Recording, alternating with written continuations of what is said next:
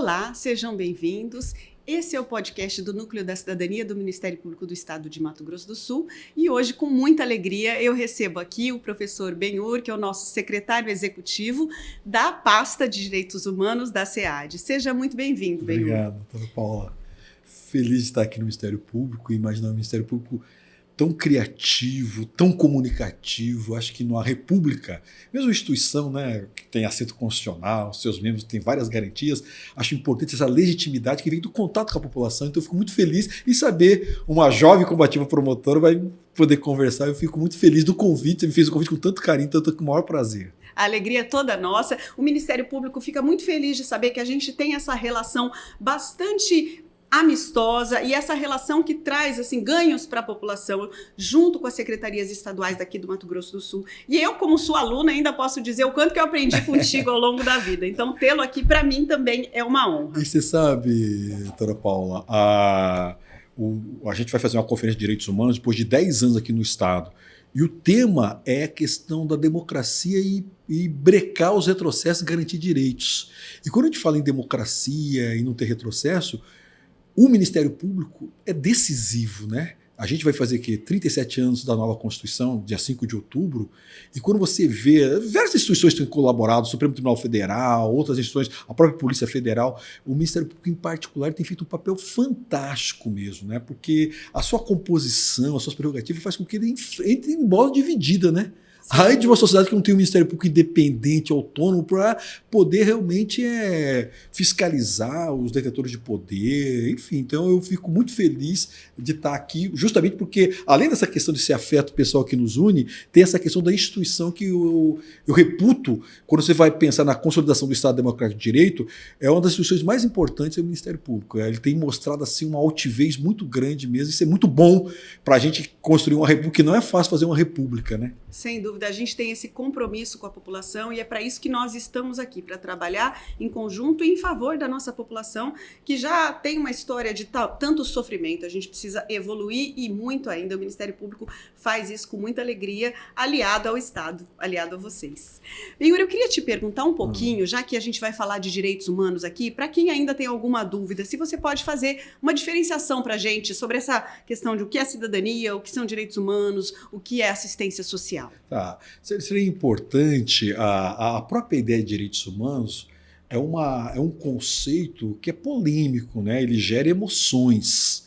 E a emoção faz parte, né? A gente, na época da humanidade, a gente achou que a ciência, que a razão ia tomar conta de todas as nossas dimensões. Não é correto, né? Porque o humano, ele é paixão, ele é razão, essa mistura que nós somos, nessa coisa híbrida, né? Esse animal que se fez humano, e aí já começa a questão dos direitos humanos, porque se nós somos animais que nos fizemos humanos, a gente sempre tem que estar aperfeiçoando a nossa humanidade, né? Porque nós temos um lado que é instinto, que é raiva, então os direitos humanos vêm para educar a gente, não para a gente perder essa base animal que nós temos, mas para a gente se educar, é aí que vem a civilização. Então, os direitos humanos, eles, a rigor, a gente fala de direitos humanos, se a gente fazer um corte histórico, você tem lá atrás Código de Hammurabi, próprio, sei lá, os 10 mandamentos, enfim, já tem na antiguidade manifestações de direitos humanos, mas direitos humanos, a rigor, eu só tenho na ascensão da burguesia, quando eu separo a questão do particular, do Estado, quando eu coloco o princípio da legalidade, ninguém é obrigado a fazer ou deixar de fazer em virtude da lei, a questão da igualdade, quando eu posso responsabilizar o governante, quando eu tenho um núcleo, a gente chama hoje em dia de cláusulas pétreas, que o governante de plantão não pode retirar. Então, só para quem está nos acompanhando não ficar muito confuso, então eu posso realmente marcar que eu tenho direitos humanos protegidos constitucionalmente a partir do século XVIII. E assim mesmo, doutora Paula, na sua primeira dimensão, que é importante, mas é limitada, que são os direitos individuais. Então eu vou ter, primeiro, a revolução foi feita em nome disso, a propriedade, mas eu tenho junto com isso a liberdade de ir e vir, a legalidade, aqui e acolá uma certa liberdade religiosa. Entretanto, essa primeira dimensão dos direitos humanos, como ela é importante, ela marca, não dá para a gente comparar a sociedade feudal com o capitalismo. O capitalismo, ele, do ponto de vista da humanidade, ele é um avanço. Com todas as contradições que ele tem, exploração, mas ele é um avanço em relação ao mundo feudal. O mundo feudal, o servo não tinha cidadania, não tinha direitos humanos. Pois bem, a segunda dimensão dos direitos humanos coloca a questão social. Aí até relevante, porque, inclusive, agora o nosso Papa, que é Leão XIV, o Leão XIII, no século XIX, fez uma encíclica Rerum Novarum, onde a igreja cobra que a propriedade tem que ter também uma função social. Para se contrapor, inclusive, ao manifesto comunista do Marx e Engels, que eram muito duros em relação aos direitos. Esses direitos são burgueses, são direitos formais, liberdade. Você tem liberdade, mas você mora num palacete ou tu mora num casebre. Então, os direitos sociais no século XIX, século XX, eles vêm para complementar essa ideia de direitos só individuais. E, por fim, fazendo um retrospecto rápido, a partir da Segunda Guerra Mundial, eu tenho a terceira dimensão dos direitos humanos, que é a ideia do quê? Dos direitos universais. Então eu tenho direitos individuais, sociais e coletivos na segunda dimensão, e na terceira dimensão, direitos universais, direito à paz, ao meio ambiente equilibrado, direito de comunicação. Então, na verdade, a compreensão é o seguinte: direitos humanos é a noção mais abrangente que se tem. Nos direitos humanos, aí a cidadania está incluída dentro dos direitos humanos. É uma modalidade, uma faceta dos direitos humanos é a cidadania, a assistência social também. É claro que a assistência social, quando eu falo assistência social, eu tenho leis próprias, lei orgânica da assistência, eu tenho todo um serviço que são prestados pela assistência social. Né? Agora, um ponto importante da tua pergunta é que não pode o Estado... Veja, há uma divisão didática, porque tudo está interligado, direitos humanos, cidadania e assistência social.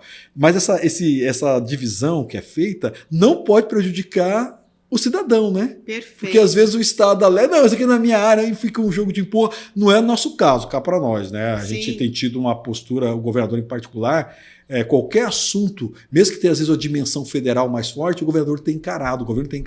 Enfim, então, me estendi um pouco. Porque perfeito, foi uma aula de história. Não, eu estou afastado do magistério, eu não estou dando mais aula, então imagina, você pergunta aqui, vem à tona, né? Não, mas a gente fica muito agradecido, porque na verdade a gente tem um público aqui que é bastante heterogêneo, eu sempre digo, então tem pessoas de todas as áreas que nos escutam, e é bacana trazer esse olhar mais amplo. Por conta disso, o que eu queria te perguntar? Na pasta hoje em que você está atuando, né, como secretário executivo, o que você sente que vocês têm avançado e também quais são os principais desafios? Olha, eu vou dar alguns exemplos que mostram um pouco a nossa estratégia. Direitos humanos é, sobretudo, uma questão jurídica e uma questão política. Quem faz direitos humanos não pode ir para o gueto. Tem que se preocupar com algumas ciladas. Os adversários dos direitos humanos têm tido muito êxito. Direitos humanos, ser contra os direitos humanos no Brasil, pelo menos até aqui, dá voto. Aquele discurso bandido bom, bandido morto, direitos humanos para humanos direito, enfim, todo um linguajar que, na verdade, coloca a culpa da violência nos direitos humanos. Então, quem atua na área de direitos humanos... Houve uma distorção, né? Uma distorção, uma disputa de narrativa, de concepção, de vida mesmo. Totalmente equivocada, né? E você sabe, e é equivocado, mas tem muito apelo, porque faz menção a essa coisa instintiva que nós viemos, né? Então, as pessoas são tentadas a achar que eu combato violência com mais violência, que eu tenho que ter justiceiro, que eu tenho que ter pena de morte informal, que as instituições não funcionam, que a polícia prende, o judiciário solta, enfim. Então, há um conjunto que a gente tem que estar enfrentando. Então, voltamos à lei de Italião. Né? Um pouco isso. E bem lembrado, doutora Paula, porque, inclusive, se a gente for pegar, e é importante, depois a gente fala do racismo religioso, se a gente pega algumas concepções em vigor no Brasil hoje, algumas têm base no Antigo Testamento, que é a lei do olho por olho, dente por dente, e não no Novo. Porque no Novo Testamento, se me permite a citação, só lateral teológica, o Novo Testamento, a mensagem é do amor, é do perdão. Exato. Tanto é assim que a frase famosa, né? Quem não tem pecado que atira a primeira pedra e ninguém atirou. Então, enfim, mas voltando aqui. Então, nos direitos humanos, com essa ideia que a gente não ir para o gueto, a gente tem a preocupação, por exemplo, de dialogar com o setor de segurança pública. Foi muito pontual, mas nós tivemos uma experiência muito interessante em 2023, no nosso colóquio de direitos humanos. O tema foi MS contra o racismo. Perfeito. Contra o racismo. E de lá, inclusive o Ministério Público atuou muito, o doutor Paulo Zene, lançaram até um concurso de redação sobre o racismo, participou ativamente. Tivemos peças excelentes. Isso. E tivemos... A Secretaria de Segurança Pública assumiu um compromisso com a gente acabou dando um curso para os policiais civis sobre racismo, abordagem, uma série de questões. É claro, eu falo que quem participa dos direitos humanos, ele tem que prestar conta, mas ele não pode falsear a realidade. Exato. Nessa questão de segurança pública, falta a gente avançar mais. Eu concordo. Foi uma ação muito pontual. Estamos caminhando ainda, mas né? temos que, enfim, a gente tem um longo caminho para formar o policial para ele, às vezes, não instintivamente praticar o racismo, né? Aquela história de... eu convivi com isso quando eu era jovem, né? Preto parado é suspeito, correndo é ladrão. Quando a pessoa é formada nesse tipo de preconceito, que às vezes não é nem tão explícito assim, ele acaba tendo uma visão, ele liga muito a criminalidade à cor da pele. Então, fizemos esse trabalho lá com a Secretaria de Segurança Pública, insisto, foi pontual, acho que a gente poderia, né, ter tido digamos assim, uma coisa mais continuada, isso não foi possível. Nós temos tido também nos direitos humanos... Interessante que você me trouxe um avanço e, ao mesmo tempo, um desafio, né? Desafio, não, mas os direitos humanos sempre é assim. Exato. Não, a gente, olha, eu falo, quem está no direito... Primeiro que os direitos humanos são insaciáveis, são históricos. Então, quem atua... Eu dou um exemplo, me permita. A mãe dos meus filhos é uma mulher branca, e quando ela foi fazer compra para os meus filhos, principalmente meu filho do meio, que eu falo que é o mais preto dos meus filhos, ela no mostruário da loja tinham 10 crianças brancas. E ela protestou. Né? Olha, não é possível, compra aqui. Os 3 meses depois eu chego em casa, a loja mudou e te colocou uma criança branca linda, os olhos azuis, com uma criança negra se abraçando. Eu chorei. Olha que interessante para o nosso telespectador acompanhar. Tem que partir também da sociedade, não, tem que cobrar, mas olha interessante como os direitos humanos querem mais. Exato. Eu levei para a sala de aula, super feliz, e falei para meus alunos, olha, que lindo, uma criança negra e uma criança branca. Levanta uma menina indígena, professor, cadê meu povo que não está representado? Que bacana. Você percebe? Isso, conquistei, eu estava feliz. Mas é bacana porque ela também ela precisa se ver também, claro, né? Precisa, e sempre é assim. Você quer conquista uma coisa, conquista outra. Então, os direitos humanos têm essa dinâmica, essa coisa insaciável. Então, a gente tem atuado muito, de novo, insisto, politicamente, ganhar o pessoal da segurança pública, mostrar que direitos humanos não são incompatíveis. Então a gente faz parte de comitê contra a tortura, a gente faz parte de comitês que dialogam com a segurança pública. Nós temos tido também uma preocupação, porque acho que é bom explicar para quem nos acompanha. O governo do Estado, uma série de questões, ele divide direitos humanos da cidadania. Então, na cidadania, tem várias subsecretarias, do idoso, racial, da mulher, LGBT, comunitário, são vários, juventude, está a carga da Secretaria de Cidadania. Na Secretaria de Direitos Humanos, a secretária, que é a defensora pública, a doutora Patrícia Cosolini, ela orientou a gente para, olha, vamos fazer o seguinte, vamos atuar em áreas onde a cidadania não atua. Perfeito. Mas insisto, é uma divisão didática, uma divisão para não ter áreas sobrepostas, né? Porque essas coisas são muito interligadas. Assim, a partir dessa orientação dela, a gente tem atuado muito no quê? Questão do migrante. O governo inaugurou o Centro de Atendimento ao Migrante, que tem um trabalho bem interessante. Você pode contar para a gente? Porque eu realmente também atuo nessa área de migrantes e a gente tem percebido que tem aumentado muito esse público aqui em Campo Grande, não é? Tem aumentado muito. A gente tem essa crise humanitária na Venezuela. Lamentavelmente, a Venezuela enredou por um caminho que a gente chama hoje de autocrata, né? Enfim, o Maduro, aquela coisa toda, né? E eles vêm com famílias, eles vêm com crianças, né? E muitos qualificados. Exato. A irmã Rosana, da Pastoral do Migrante, não está mais aqui, está em São Paulo. Eu fui inclusive visitar em São Paulo.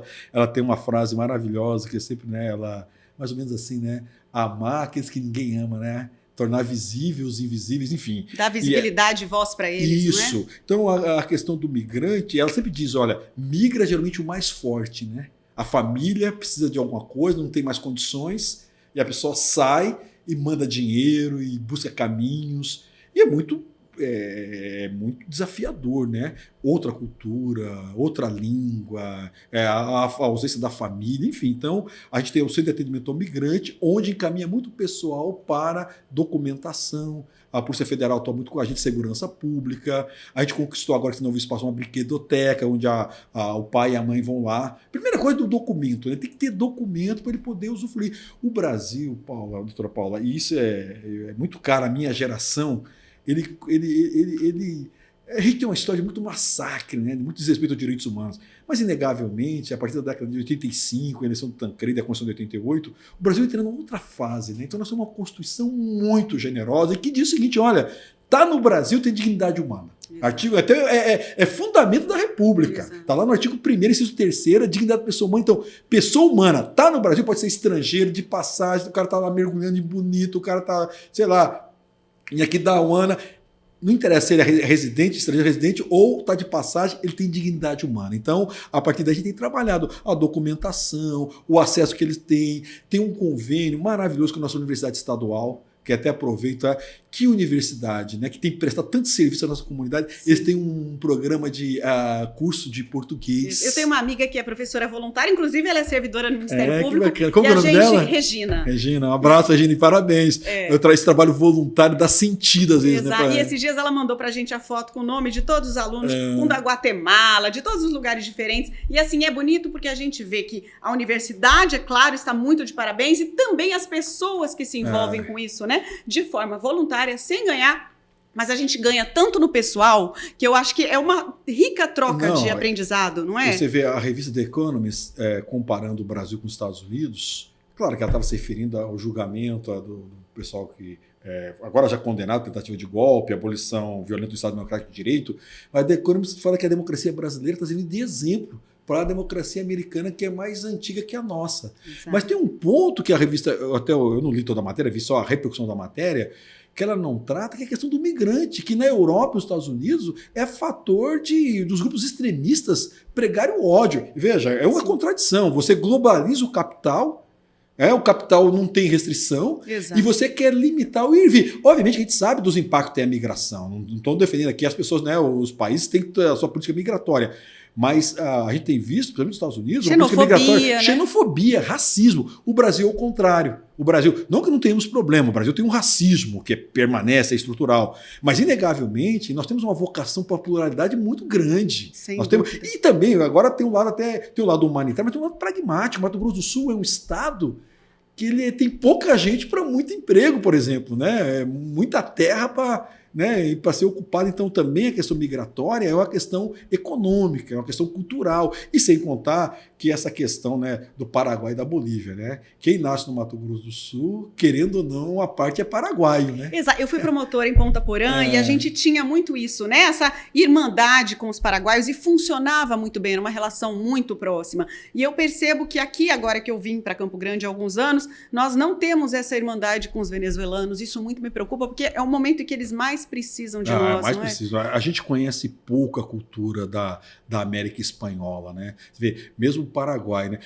Tem melhorado, mas eu acho, por exemplo, pegar nossa capital, né? Tinha que ter mais monumentos, ruas de homenagem ao povo guarani, né? Porque é uma parte nossa. Nossa história. Nossa história, nosso ritmo, né? Nosso jeito até de dançar, nosso jeito de, né? Enfim, tanta coisa. Bem que Campo Grande, esse caldeirão, né? Eu sempre falo, né? A terra do sobá com espetinho, né? Vaneirão sambado, enfim, é uma coisa muito interessante. Esse caldeirão que nós temos, entretanto, às vezes não resulta em reconhecimento, né? Uma vez, claro, faz tempo, não quero mais talvez uma década e meia, ouvi um locutor na rádio pública falando: se é falsificado, veio do Paraguai. Obviamente, e aí as pessoas às vezes acusam nós dos direitos humanos de serem românticos. Não, nós sabemos que fronteira é um desafio para a segurança pública. Sim. Nós sabemos que.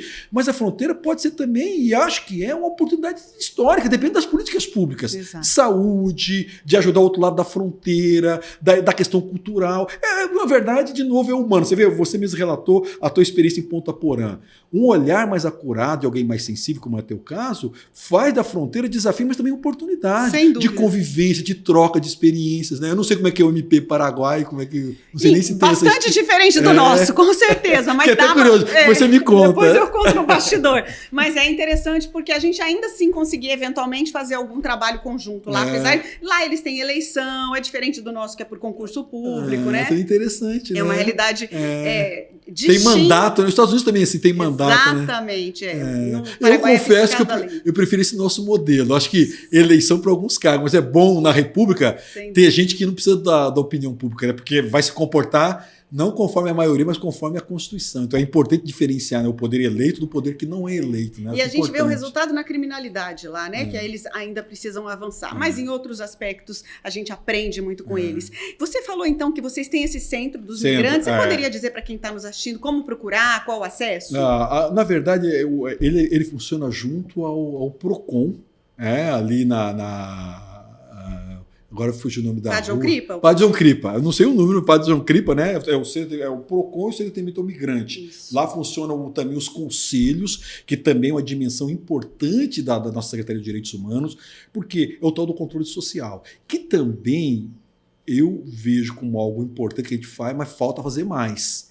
A gente tem que os conselhos têm que ter mais autonomia, porque o conselho ele pega no pé do governante. Sim. Tem uma frase do Frei Beto que eu gosto de usar, quem ouve minhas falas já virou quase... É o seguinte, governo é que nem feijão, né? É na panela de pressão, né? Os governos... E quem está no governo não é nada pessoal. Esses dias mandou um áudio, uma militante ativa me mandou um áudio duro para mim, sabe? Assim, duro, criticando uma decisão que a gente tomou, porque você me decepcionou, tudo... O primeiro impacto como pessoa é ficar chateado. Mas eu respirei, depois dialoguei com ela, porque no fundo eu vi uma frase que é fantástica. Numa ditadura, o povo teme o soberano. Numa democracia, o governante teme o povo. Teme nesse sentido, né? Exatamente. Que ele tem que prestar conta mesmo, sabe? Uma relação de respeito, né? Uma relação de respeito e de cobrança. Então, os conselhos também estão com a gente, o conselho do idoso, o conselho do deficiente. Tem um problema crônico, às vezes, do recurso desses conselhos, né? Que muitas vezes acabam tendo mais no papel que na vida real. Mas o conselho é muito importante. O conselho é a própria seiva da democracia direta, da cobrança, né? Então também está com a gente. Tem uma área que eu sei que você, muito sensível, comentou comigo, que é muito interessante, do terceiro setor. Exatamente. Que eu conhecia muito pouco. Sempre atuei no terceiro setor, mas não tinha essa dimensão do terceiro setor. Para quem não está acompanhando, né? O terceiro setor é fundamental. E não é só... As pessoas me falam, o terceiro setor vai substituir o Estado. Não. O terceiro setor ele tem muita qualidade na atuação que ele faz, em diversas áreas, né? Então, eu gostaria até de falar disso, porque às vezes quem está assistindo ouve terceiro setor e nem sabe do que nós estamos falando. Em Campo Grande, por exemplo, quando a gente fala de terceiro setor, a gente fala da Santa Casa, que é uma associação. Falamos do Hospital de Câncer, que Pestalozzi, exatamente, a PAI. Então, asilos, né, os antigos asilos. Isso, são as entidades de longa permanência, né? Isso. O fato é que hoje o terceiro setor ele está aí na vida de todo mundo e nós nem percebemos e nem sabemos, porque a gente dá outros nomes. Então, considerando a importância dessas instituições, qual que é o trabalho que vocês têm começado a fazer com eles? Olha, primeiro o governador criou uma superintendência do terceiro setor. Tem hoje uma superintendência que funciona ligada à minha secretaria executiva, um servidor de carreira, o Zé Henrique, que é o superintendente do terceiro setor. O Estado tem atuado muito no chamamento público, inclusive esse ano é o recorde. É claro, a gente não teve chamamento público em 2024, né? E agora, 2025, é o recorde, são quase 16 milhões, onde o Estado tem vários eixos, né? Criança e adolescente, racismo, combate à homofobia, a questão do migrante, é o mais variado. As entidades feito um edital, as entidades se habilitam, tem toda uma pontuação e a liberação desses recursos com fiscalização. Então, é importante. Nós temos, inclusive, até aproveitar a convidar, dia 19 vai ter um fórum do terceiro setor, onde a ideia é como essa temática vai ser agora a questão da inteligência artificial e o terceiro setor. A ideia do terceiro setor, que o Estado tem que fazer com que o terceiro setor cada vez ganhe mais pujança, mais autonomia, mais capacidade de se financiar. O Estado é importante ele dispor desse recurso, mas também tem que ensinar o caminho das pedras do terceiro setor, né? Tem muitas entidades hoje privadas que também, por obrigação legal ou por convicção, criar uma boa imagem, financiam o terceiro setor. Mas o trabalho é fantástico. E mais, doutora Paula, que é importante, o que o terceiro setor faz tem a ver com os direitos humanos. Tá? Então você vê que os direitos humanos, obviamente, envolve a questão carcerária. Sim. É bom sempre lembrar, né, que muitas vezes, eu não lembro quem foi o intelectual que disse, quer julgar um país, analise como é que ele trata seus presos. Né? Precisamos evoluir, então. Imagina, né? O próprio Supremo julgou que a nossa questão carcerária é o estado de coisas inconstitucionais. Então imagina se esse critério prevalecer, o Brasil ia estar muito mal na fita. Então, mas veja que além da questão carcerária, da dignidade, de não permitir que o Estado haja arrepio da lei, você tem uma outra dimensão de direitos humanos que tem a ver com o terceiro setor, com criança em abrigos, com pessoas com deficiência, pessoas com a pessoa idosa, enfim. Então, essa dimensão de direitos humanos também é muito importante, né, do terceiro setor. Eu vejo que assim é uma ampla gama de atribuições, mas infelizmente o nosso tempo está acabando. Me permita rapidamente. Claro. Que eu acho que é um ponto muito importante que eu comentei com você fora do ar, é que a gente tem uma superintendência dos direitos humanos, além do terceiro setor, tem feito um trabalho fantástico, uma antropóloga, a doutora Andréia, a professora Andréia, que está lá, e ela tem feito um trabalho muito interessante de mapeamento de comunidades quilombolas. Interessante. Ribeirinhos, olha, área de retomada. Que bacana. Então, esse mapeamento tem sido feito. E outra coisa que é fundamental, que tem a ver com os direitos humanos, o governador assumiu o compromisso de até 2026 acabar com a pobreza extrema no Mato Grosso do Sul. E a miséria incompatível com a democracia. Precisamos chegar lá, né? Pobreza, desigualdade que faz parte do capitalismo, mas a miséria é incompatível com a dignidade da pessoa humana. Então eu falo que tenho muito orgulho de pertencer a uma geração que tem tudo para acabar com a pobreza extrema no Mato Grosso do Sul, e isso tem a ver com os direitos humanos. Então eu quero muito deixar que as pessoas possam ver essa dimensão, e nós estamos falando da questão dos problemas, mas direitos humanos também tem a ver com o direito ao lazer, por exemplo. Sim, com certeza. Sabe? Direito à cultura, sabe? Enfim, então tem muitas coisas também que a gente tem discutido, trabalhado, mas eu acho que até aqui a gente está indo bem, mas precisa mais, né? Estamos avançando, mas queremos avançar muito mais. E para avançar mais tem que mudar a cultura, né, Paula? A gente tem que a cultura da paz, a cultura dos direitos humanos, da pluralidade, a cultura democrática, da alternância de poder. O Brasil não pode mais conviver com gente que, quando perde a eleição, não aceita o resultado. Exato. Você perde a eleição, você chora, fica triste. Quando fui parlamentar, você chora 1, 2 dias, depois a vida continua. Até porque o Brasil é bom, o Brasil tem alternância de poder. A gente está construindo, e tem muito a ver com os direitos humanos, uma civilização nos trópicos. O Brasil é mais que um país, uma civilização nos trópicos. Por quê? Porque o Brasil tem alternância de poder, o Brasil é um país democrático. Obviamente que a democracia não pode ser só eleitoral, Exato. Só a cidadania, votar e ser votado. A democracia também a gente tem que enfrentar a nossa desigualdade, que é gigantesca, enfim, mas eu sempre penso assim, a gente, direitos humanos, está caminhando, mas quando você olha assim, tem muita coisa para fazer ainda, aceitar, né? As nossas diferenças, conviver com as nossas diferenças e entender que elas nos engrandecem, né? A gente se ilumina com o que é diverso. Eu vou finalizando aqui, deixando a palavra por final para você, para dizer o que você acha de importante para quem está te escutando nessa pasta de direitos humanos. Qual é o olhar que a pessoa precisa ter quando ela escuta isso? Eu acho que os direitos humanos é um conceito que dá liga das diversas lutas. Então você como mulher, eu como homem negro, alguém como jovem, alguém como gay, alguém que nos une? O que nos une, já que nós temos nossas lutas específicas? São os direitos humanos. Então, os direitos humanos podem se construir uma nova utopia.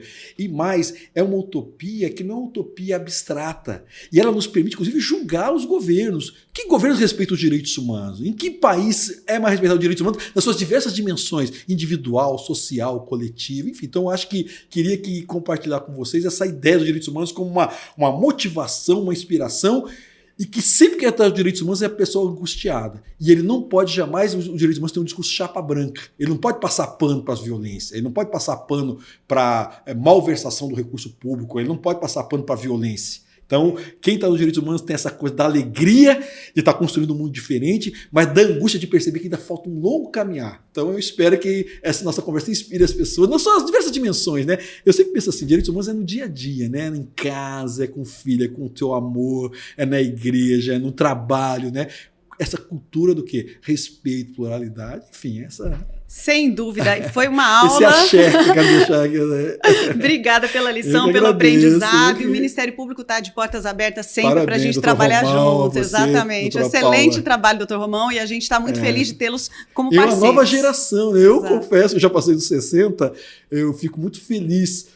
Porque eu sei que eu tenho, digamos, mais passado que futuro, mas quando eu vejo pessoas jovens como você, doutor Romão, enfim, né, à frente, né, eu falo, meu Deus do céu, essa luta vai continuar durante muito tempo, essa luta é eterna. Vamos, a gente não vai desistir nunca desse país. Muito obrigada, Benhur. Eu agradeço.